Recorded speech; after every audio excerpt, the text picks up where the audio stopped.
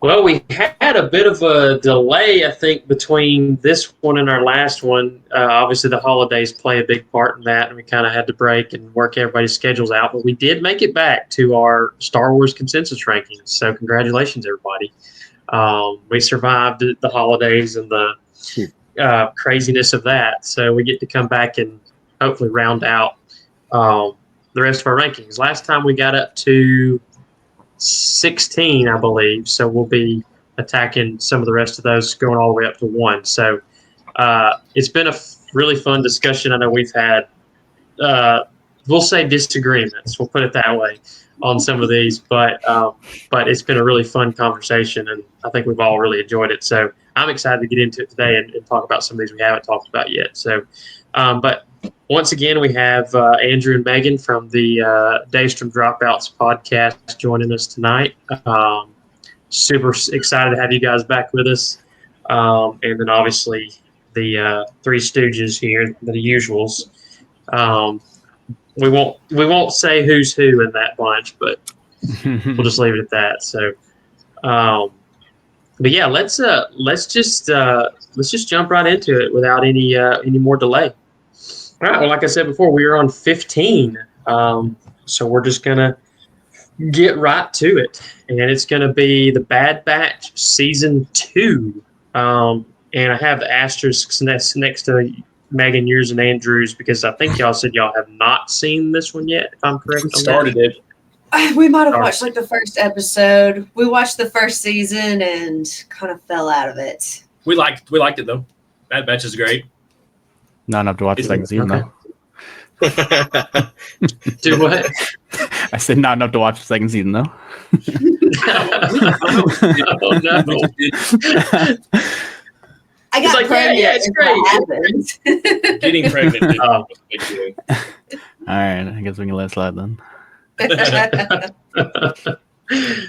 Anyway, Schultz, we'll let you go first since you've been a little hostile over this first relation. But sorry, we just like to antagonize our guests on this channel, apparently. So We're fine. Antagonize away. I don't even know. It's been a while since I've actually seen season 2. I just know I enjoyed it. I think honestly a little bit more than season 1, but I can't remember where I ranked season 1 though. To be honest, it's been so long since we obviously did our little rankings here.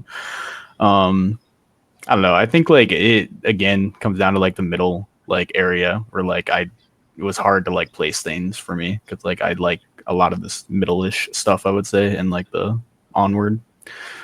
Yeah, I mean I think the action was better I feel like in season 2 compared to 1, so I think that's kind of the main reason why I liked it. Thought there was like I don't know, yeah, just better action. The story was I don't think the story was as good probably. I think season 1 probably did a better job with that regards, but yeah, I think it did a good job at like I would say going into season 2 after doing so good with season 1. I think they did a pretty decent job with it, following up with it. So yeah, I don't. I think we talked about this when we talked about season 3 on our last video, but like we have on a season. I think the main issues to me this show when it did suffer at times was like you get on these episodes where basically the entire episode's just a filler episode. There's really no major point to the overarching story.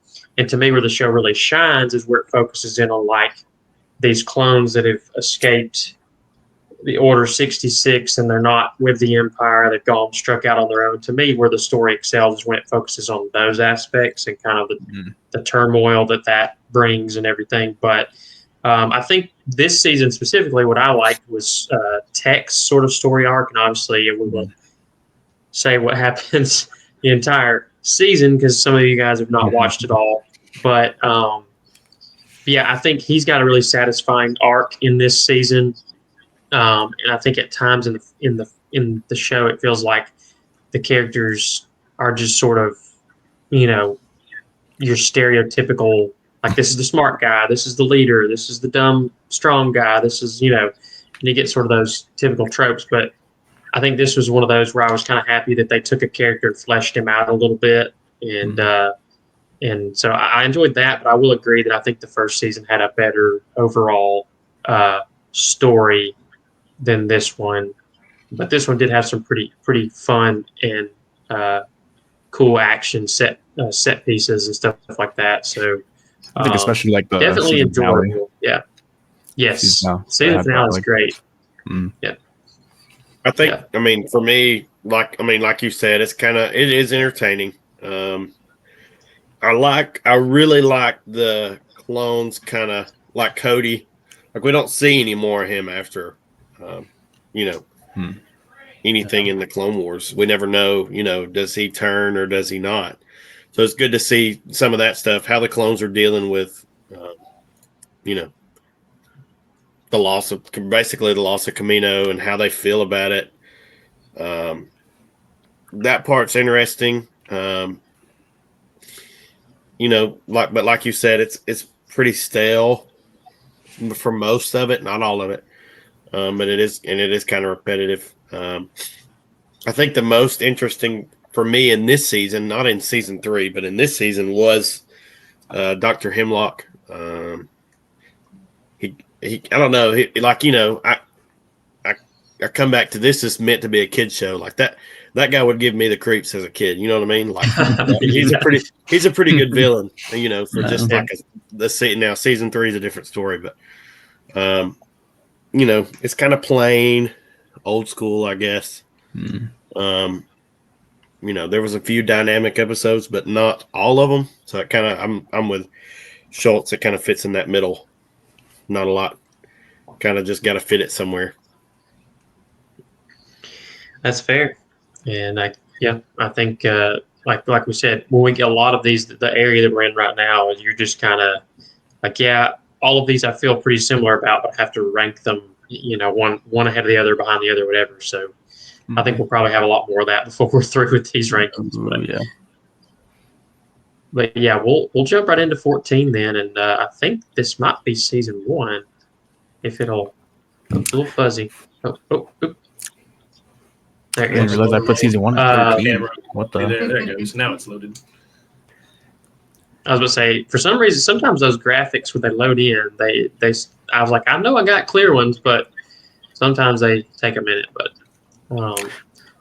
so season 1, we have all seen this one, so we don't have to worry about spoiling anything. But we'll let we'll let Megan and Andrew lead it off since they were absent from the last one we talked about. So yeah, I did really like this first season of Bad Batch. I thought it was a great introductory to some side characters that we had already met in the Clone Wars, and just a little bit, and well, not even a little bit, like a lot more of just a deep dive into them.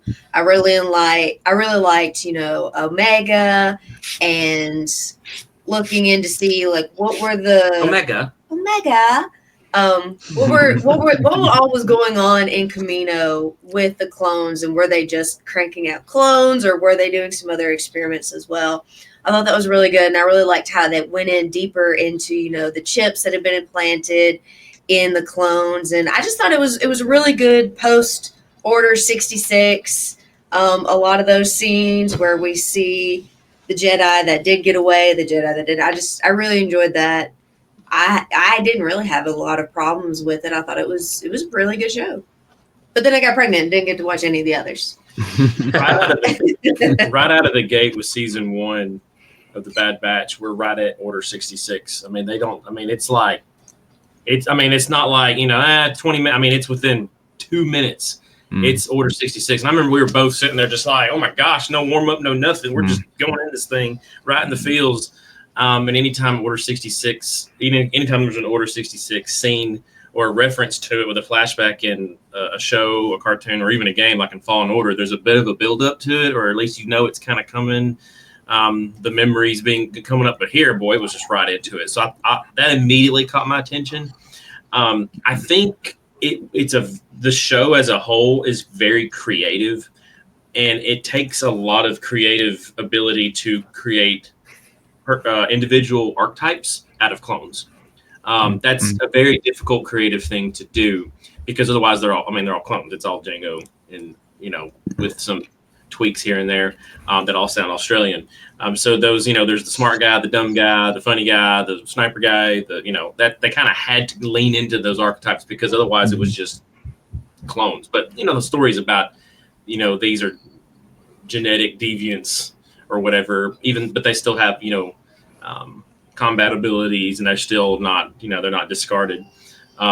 So I think that's interesting. It's an interesting concept in Star Wars that we haven't seen. It feels, even though it's the idea of it's not really original, it still feels very original. Like it doesn't feel derivative of anything that's been done before. We don't have just a Commando Squad show that I can think of other than Republic Commando the game.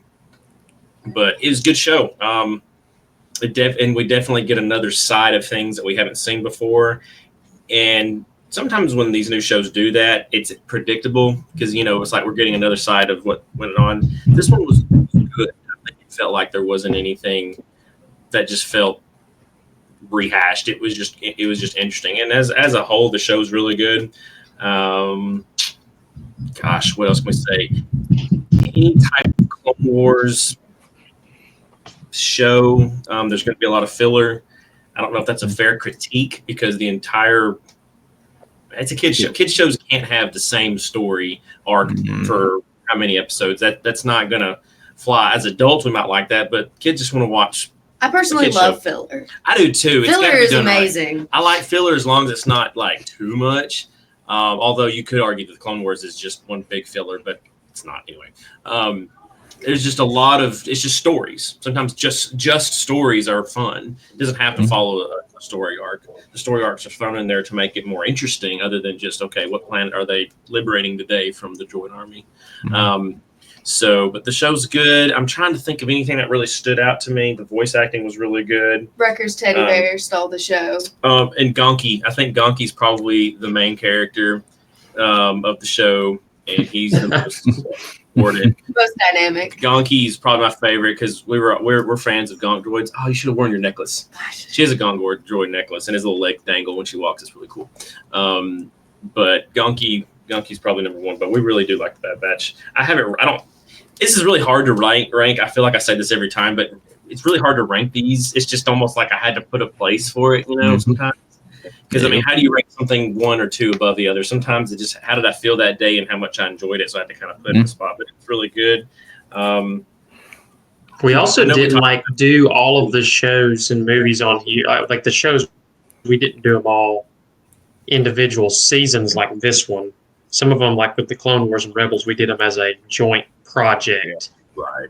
Whereas with like some of these, we split it up into, like with this one, we split up into 3 seasons, obviously. But I think the idea of one of the Bad Batch members going kind of default, being an enemy of the group, even though he's one of them. I think that's creative and that makes it interesting. I like that concept because you expect all of them to be together. Yeah, to me, my favorite Bad Batch story is still the arc they do in the season 7 of the Clone Wars. So I think coming off of that straight into this one is kind of why I've got this one a little low. I think a little bit lower because I was expecting something more along that line, maybe where they were. I don't know. Maybe I expected too much, but this season kind of felt like a little bit of a letdown. Because, that to me that arc of them in season 7 of the Clone Wars was top notch. So maybe that's why, and I guess that's why. They're all ranked close together, so they're all kind of the same. But I think that's why it's kind of a little lower for me. Sure. Yeah, honestly, I think I probably could have switched season 1 and 2 if I wanted to, but I think I like origin stories though, so I think this is more of a origin story. So I don't know, when we got them in Clone Wars, I feel like it wasn't really much of a obviously origin story for them. It was just kind of just brought into there. So just seeing deep diving into their characters a little bit more was nice, and the story again. I think the story was a lot better than season 2 personally. I don't think the action was probably as great. I think season 2 had better action, but all around, like, I don't know. I mean, it was something new, I would say. We've never obviously gotten like something that involved, I would say, clones, just based solely the story was around, like, based off them. So I really like that. And I also like side stories like that. Like Andor, obviously I love Andor, and it's not like anything to do with like Jedi's really, stuff like that. Like, it's just, I don't know. I find stuff like that very interesting when we get into like the Star Wars world, seeing like what the other people are doing and how they, I guess, go about things. So yeah. Well, there's so much there to be fleshed out too that it's like you can't. Yeah, I mean, and I think that like there'll be people that'll say, this or Andor isn't really Star Wars because there's no Jedi, and I'm like, yeah, but it's a gigantic world with lots of different places to play inside that world, and so like for me, I could care less, but really to a certain degree, who you focus on or where you go, as long as it's good. And I think that's with Andor, like why it resonated with a lot of fans was because, yeah, and like the character may not be the most compelling character in Star Wars, but but it was so well written and directed and acted that people were like, it's just good. And so I think whenever, even though this one may not be on the level of a Clone Wars or Rebels, at least in my opinion, you've still got quality like voice acting. D. Bradley Baker, who voices all the clones and has all of that amount of range when it comes to voice acting, is just crazy to me.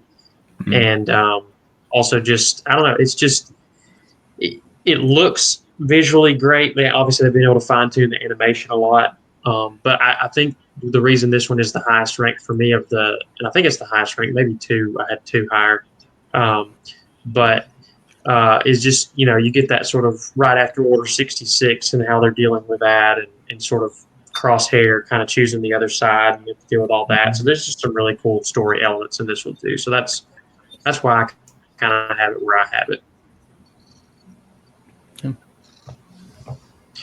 All right, let's jump right into 13 then. And I don't even remember what's next, so this should be interesting. So this is the Star Wars: The Clone Wars movie, not the TV show. Yeah. This is the movie that basically introduced the TV show. So I feel like this one, you either liked it or you hated it. And I think that was kind of it was funny because I remember when this one came out and it wasn't that well received by the fans. And then like immediately after the movie, they show like the trailer for the show, and they're like, people like, is this show going to be DOA? Like, because nobody liked the movie. And then of course the show ended up being a lot better than the movie. So it's like, which I personally grew up watching this. Like I like it for what it is, but I'm not going to have it ranked up above some of the others, but like it's for people who hadn't seen any Star Wars really since 2005 when Revenge of the Sith came out. This was the first movie of Star Wars of anything we'd had in 3 years, and so for me it was just cool to see it on screen. But obviously, when I look back on it now, I'm like, yeah, it's not the greatest, but for me, it's still kind of a fun little adventure that introduces obviously a really great and iconic character in Ahsoka, and just gives you just an introduction to this animation style and this sort of chapter in the Star Wars story. And I think that's worth at least some recognition in that regard. Yeah, I think I liked I don't know. Yeah, just middle ground, I would say. Like, it just it was good. It wasn't like obviously like some of the best like Star Wars content we ever had, but it was good. And I think I was only like 9 when this came out, so my older brother took me to go see it in theaters. And I don't know, it's just like the first Star Wars piece of content that I saw when I was a little kid, I would say, in theaters. So I think that kind of had a little bit of an impact on me, I guess, going to see actual Star Wars in theaters. So that was really cool. But yeah, I mean, it's not like obviously some of the greatest, I would say, Star Wars content, but it's not bad either. I mean, this movie is basically an extended pilot, for it was soon to be premiered animated series. And it plays that way. I mean, we're introduced to our characters. They mix some new in with with the old. They go on some missions. go through some battle scenes, and it's just pretty much ends up being kind of one solitary mission. Back then it was unique graphic style. May not be everybody's cup of tea, but bottom line, you're not going to walk out of this movie a different person by any means. It's not gonna win any awards, but it's a heck of a lot of fun.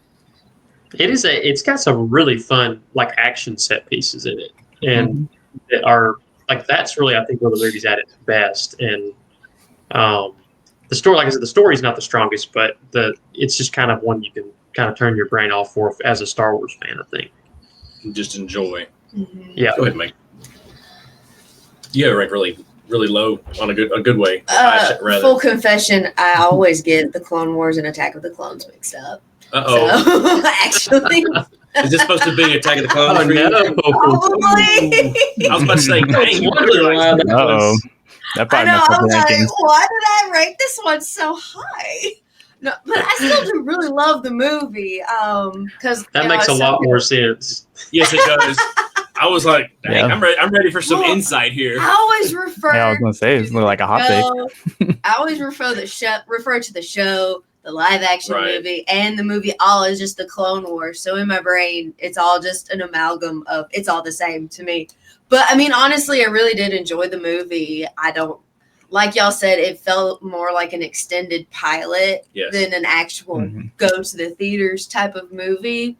But I like it as an introductory to Ahsoka. She is one of my more favorite characters.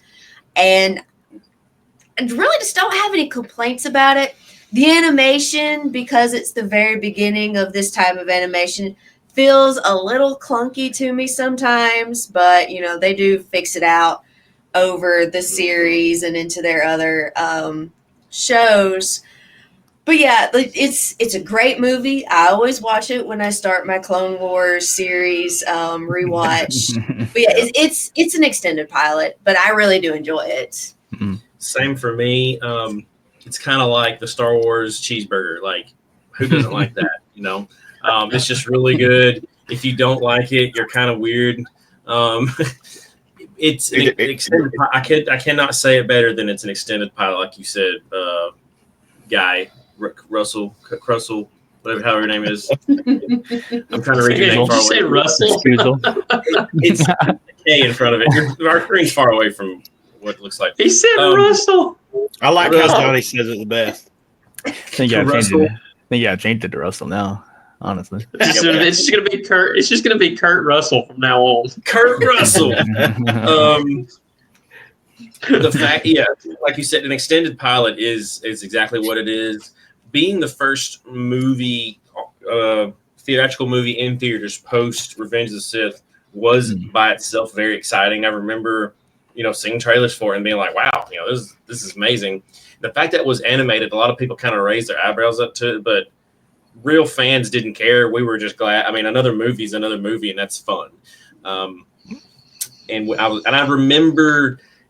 I don't have any, like you said, didn't really leave the theater a changed person, but I specifically remember just being happy and remembering that the show was going to come on after and that was very exciting. I don't, off the top of my head, with sci-fi at least, not many shows are made out of movies. Stargate's probably the one I can think of right off the top of my head, and that's an older one. But Star Wars usually the other way around. No. Right. Yes. So you get a TV show and then you get a movie, kind of like Firefly or something like that. What is it? Five seasons in a movie? 5 seasons in a movie used to be the old kind of formula. So it was good, and I just remember thinking, wow, we're going to get a show out of it. The animation style. I don't know why people knock on animation style because it's animation.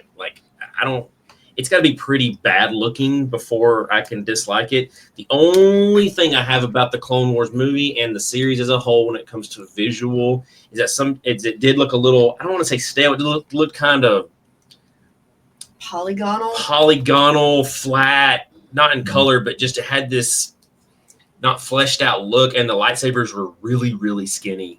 like really skinny. And that was just something that bothered me. I remember even in the theaters going, man, those lightsabers look really Rebels, thin. And Rebels was worse than the Clone Wars, though. Yeah, and Rebels, they kind of went more with it. I remember like, what's the point? It was just really thin. So, I mean, in the original like VHS, A New Hope, the lightsabers are really thin too. So maybe that was kind of like a tongue-in-cheek thing they did. I don't know. Sometimes Lucas is weird about that kind of stuff, but it wasn't a bad movie. It was great. It was good. Yeah. I don't feel like they really went to the more like recognizable lightsabers until like the prequels, the ones that look more healthy almost. You know, it's like Yes. You're not on Ozempic. yeah, okay. Let's not get any more of those jokes on this. Oh no. They just had a needle saber look to it, and it was just kind of weird comparatively to other movies and other shows and games and movies we had. It was noticeable. Yeah, that makes sense. I get that. All right, let's jump into 12. This funny is like I feel like I have a good grasp on like the top 5, but honestly, between now and there, I forget which ones are which. So this will be kind of fun to go through this. Number 12 is The Mandalorian Season 2. This one I feel like is a little I don't know. I feel like I remember when I watched this one, I remember liking Season 1 a lot, but I feel like the more hardcore Star Wars fan in me appreciated a lot of things about this season more than the first season because there was just a lot of not Easter eggs or member berries, but it was like things that I can distinctly remember the first episode with the crate dragon and being completely blown away by that when I saw it the first time, and it being such an amazing introduction to season 2. And then you just get like really cool cameos from like Boba Fett and Bill Burr's character comes back in the picture later in the season. He's great, and I don't know. You just get some really neat episodes that are they all kind of feel unique in their own way. You get the one where he's crashed on the snow planet with all the spiders, and I don't know. It's just got a good variety of kind of really fun adventures and some really, I mean, obviously one of the best payoffs in terms of the finale in anything Star Wars, really, in a lot of ways. We don't have to talk about how Book of Boba Fett Season 3 completely undermined that, but we'll enjoy it for now because I can. But go back in time and remember how it was. Yeah, to me, I love to picture Season 1 and 2 kind of as one continuous thing instead of people sort of separating them. But I really enjoyed this season. It's very close. I know a lot of people are like, oh, that wasn't as good as the first, and that whatever. But for me, this one, so a lot of days I have trouble deciding whether I like this one or the first one better. So I don't have a lot of really bad things to say about it. Yeah, agreed. I don't have anything terrible to say about it either. I think season 1 and 2 honestly are pretty much like the same for me, story wise, action wise, all around. I mean, I think they did a great job with both seasons. I think I can't really remember fully in season 2. I don't. It's been a while since I've seen it, but I think they did a pretty decent job with like progressing the story as well. Through it, didn't feel like it was like taking forever, like to the point where I was getting like kind of bored. They just kind of kept me to where like I wanted to keep watching. So I think they did a good job of that. And they did a good job of both season 1 and 2 with that regard. Like season 3 was kind of not so much. That was harder to watch, I would say. With trying to progress the story and just like trying to stay like intrigued by it. So, and yeah, just the action's great in both seasons. I mean, they have really good like hand-to-hand combat scenes. Obviously the blaster scenes are dope. And I think it's just really cool to like watch him like get like upgrading his armor and stuff. It's like a really cool little aspect that they all the bounty hunters do and stuff from Mandalore. So yeah. I heard someone say this one feels kind of like a video game almost. It's like he's leveling up and he's doing these different quests and stuff. And I'm like, I'm fine with that. It's kind of fun. Yeah, 100%. So, I mean, this is kind of the end of the story, or season 1 and 2 kind of had the same. They had an overarching story arc. This is kind of the end of that. I mean, to me, this came out after episode 8, and The Mandalorian faced more adversity in 2 episodes in this season than Ray did in 2 3.5-hour movies. Oh no, the gauntlets have been thrown off. He's like, come at me, come on. I mean, all I gotta say, this is really where, like, from here in the rankings, from here on, the real Star Wars can stand up. Okay. I mean, stories like this that make sense. They hook you, make you want more. They make you relate to the characters on the screen. By showing their weakness and their strengths. This season had, it was good direction, good script, good execution of pretty much everything. So not a lot bad to say. Tell us how you really feel, though. I mean, because I was liking the aggression there for a second. That was captivating. Well, I'll save it for when we have to argue on top 3. Okay. Andrew's looking at some research. Really, I don't have so much to add because I kind of just agree with y'all. What y'all said, it felt like a very smooth continuation of season 1. This really is it was very good. I think it was very much on par with season 1. Season 1 was definitely my favorite just because, like one of y'all mentioned earlier, I love an introduction as well. And this was just a really good continuation of that. I kind of wish sometimes that they had left it, at the end of season 2, but you know what they say about wishing. But all in all, I think it was a great season. I think the reason why they wanted to do season 3 was because I think the success of the Mandalorian franchise was a lot more than they thought. And so exact money, it's all about money. And I can't blame them. I mean, they were selling baby Grogu like antenna balls. It was like all over the place. Let's be honest, it's Disney here. We know exactly why they were selling those. It's all about money. And I can't blame them for that.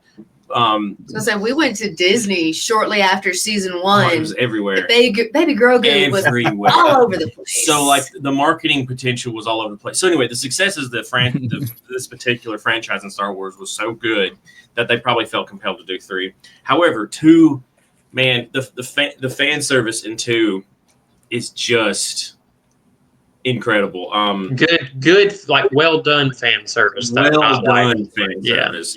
I'm going to start from the end and go backward just because it has been a while since I've seen it. But, Luke Skywalker showing up and absolutely wrecking the dark droid, shadow droid, dark troopers. Yeah, Dark Trooper droids, the Force crushing. I mean, it's a callback to some old games and comics and stuff. And I literally stood up and was like, yeah, it was just awesome.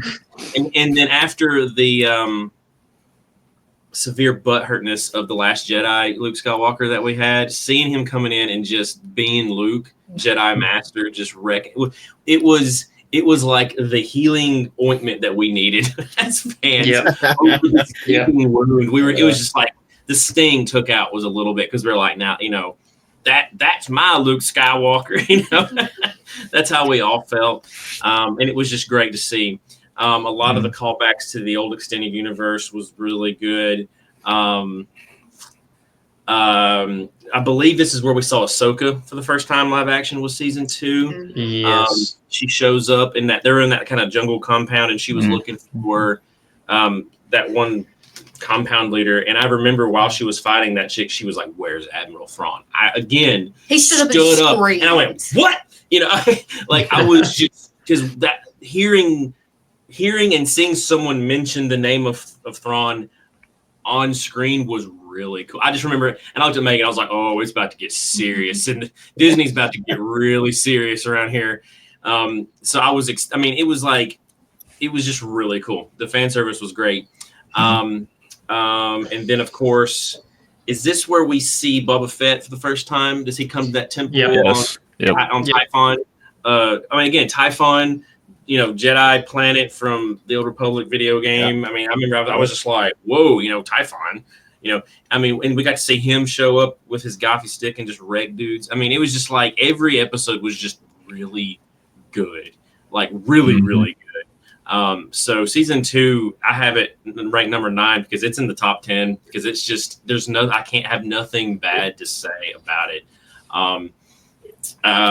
The only thing I can, like you said, Jonathan, the only thing that kind of puts a on it is season 3, which I actually liked, but it's kind of really like, though Book of Boba Fett, because Book of Boba Fett started it. That's what I meant to say. It was the Book of Boba Fett that actually kind of makes it like well, it kind of takes a little bit of the air. They started it, and then season 3 killed it. So the season, I don't dislike season 3 as much as you guys did, but I fully understand where you're coming from because 1 and 2 was so good. After 3, you're just kind of like, but it was so good. But it wasn't that it was like just. It was the fact that it was such a steep drop off from season 2. Yes. Not that it dropped off at all. It was just like it went from, hey, this is great, like, and then so it was like we were hoping for something at least close to season 2, and what we got was way worse. So it was just kind of. Season 3 just felt different, and it was money. You could tell they were just trying to stretch out some of those stories a little more. It's interesting how.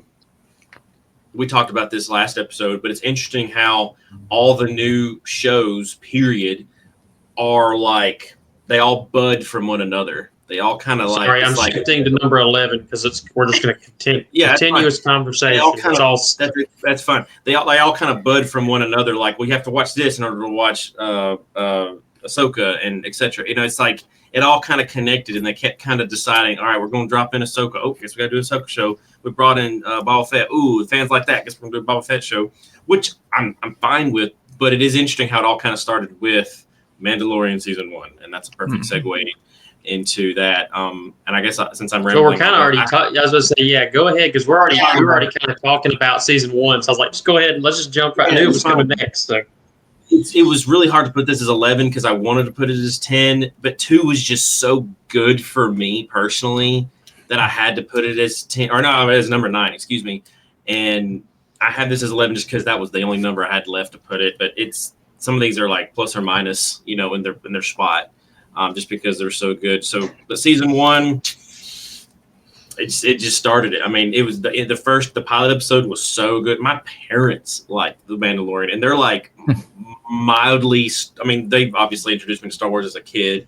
Most of our parents did for the most part, because our parents are in their 70s now, and of course they remember Star Wars when it first came out. So they were always into Star Wars shows and movies that were coming out as I was growing up. And I remember they were like, we want to watch that new Mandalorian show. Is that going to be Boba Fett's brother? And I was like, no, but probably, I was like, let's just watch it, brother. And so they were interested. And I remember they were like, they said it alluded a lot to like what they would call old Westerns, where there's like there's that singular hero, not necessarily anti-hero that was the lone cowboy, not necessarily anti-hero that was flirted with like in the Vietnam era of movies in the 70s and 80s, but he was just kind of that lone guy that's just, he's the bounty hunter. And the pilot was really good, and you can tell he's a bad dude. And as he's upgrading his armor to the Beskar, which is an interesting plot device because, the Mandalorians are supposed to be kind of like right there with Jedi and their ability, and sabers can cut through everything. Well, the Beskar was like a nice little thing they added. Like, oh yeah, this is kind of why they know how to manipulate this armor that is basically laser or blaster proof and is almost like lightsaber resistant. But anyway, I'm getting on tangents. It's just good. Season 1's great. I think I'm a sucker for anything post Empire falling. The remnants of the Empire, there's still stormtroopers around. There's still warlords vying for power, that sort of thing. Because the EU was our childhood, right? That's what we read. So this was very much that. You got Gideon doing his stuff. You got stormtroopers that got their armor is not nice and polished. It's scuffed. You can tell they've been through some stuff. And even though they're the bad guys, you can tell they got this kind of like desperate measures about them.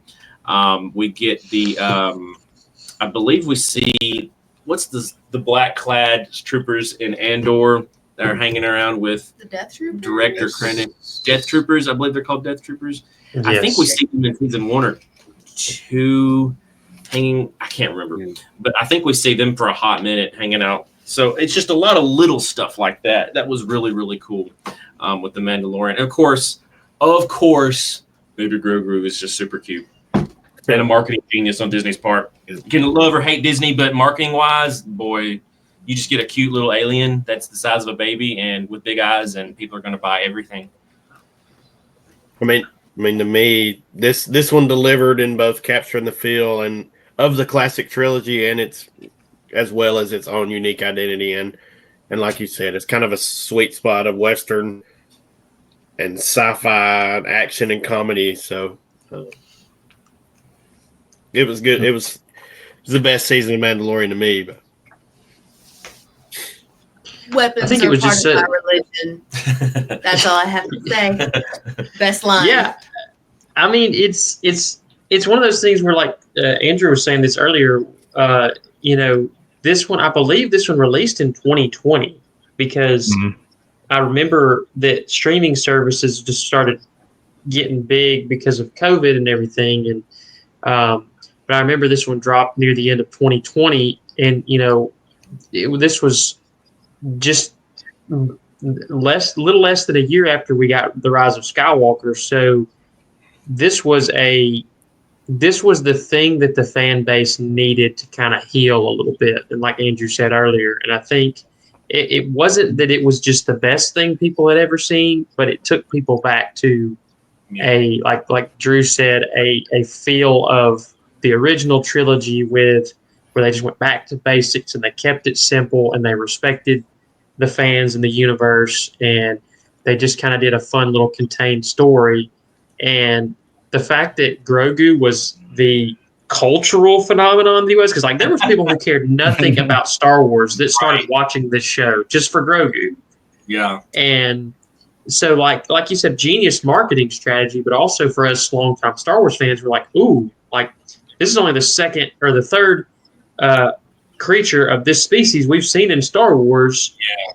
So we're like, ooh, this could open up some really interesting story threads. And so I don't know. It was just I think they just kind of hit all the right spots, and they kept it simple, and they just played it out real slow and smooth and it just had a lot of really fun action sequences and just fun character moments. And I think it was just exactly what we needed, exactly when we needed it. So a quick note, I just forgot one big major point. I believe it was in season 1 where they're the Mandalorian is helping fight off some marauders who have captured an AT-ST from their little village. And that's season 1. Yeah, the Seven Samurai. I was going to say episode. that's most very good movies or TV shows always have a Seven Samurai episode. And there was an old movie in 1954. I actually watched it today because I was sick and I was needing old movies to watch. That won all kinds of awards. And if there's any show or movie where it's like a group of people are helping an indigenous population or a small group defend themselves from a bigger group in kind of a village type way, it's almost a recipe for success. And it's interesting they use that in Mandalorian season 1. The writers knew what they were doing. But I just thought that was there was an episode like that in Clone Wars too, and that exactly. I was going to say there's like an episode like that in Clone Wars, Star Trek, Rebels, and Bad Batch. I think every TV show just about has a Seven Samurai episode. And if you watch TV shows in general that are kind of sci-fi themed or anything like that, there's some. It's almost like it's a trope, but it works, and everyone likes it. It's like the good guys are defending the smaller good guys. I just wanted to mention that because that was a big deal to me, because I remember as soon as the episode started, I was like, this is the Seven Samurai episode. And then the Jawa, the taking apart a ship was hilarious. I don't know. I just really liked that. Yeah, I don't think really have much to say because I think y'all kind of really said everything I was going to basically say. But yeah, I mean, again, big fan of origin stories. So, and then also the cast, I mean, is great. Obviously, they got Pedro Pascal. Love Pedro. Oh, yeah. Amazing actor. And yeah, I mean, just the action's great. The story was very, very intriguing. I mean, it just kept you wanting more. And yeah, they did a great job. And I think it came out, honestly, probably at a great time because everyone's obviously locked down and COVID and stuff with trying to find stuff to watch and stuff. And so I think that they really capitalized on that. I feel like just solely because the streaming, I If think, you look was at more. the rankings, everybody's like around top 10 with theirs. Like that shows you how good it was. You know, we all have different perceptions of Star Wars and what we like, and to make all of us happy like that, it's pretty good. That's a good point. Agreed. Yep.